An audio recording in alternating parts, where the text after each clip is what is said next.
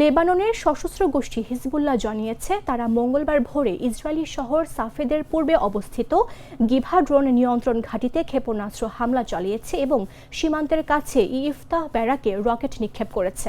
Hezbollah আরও জানিয়েছে এর আগে তারা সোমবার সকালে হাইফার পূর্বে অবস্থিত জিপোরিথ ঘাঁটিতে ড্রোন হামলা এবং সন্ধ্যায় তেল আবিবের কাছে তেল হাসোমার ঘাঁটিতে ক্ষেপণাস্ত্র হামলা চালিয়েছে।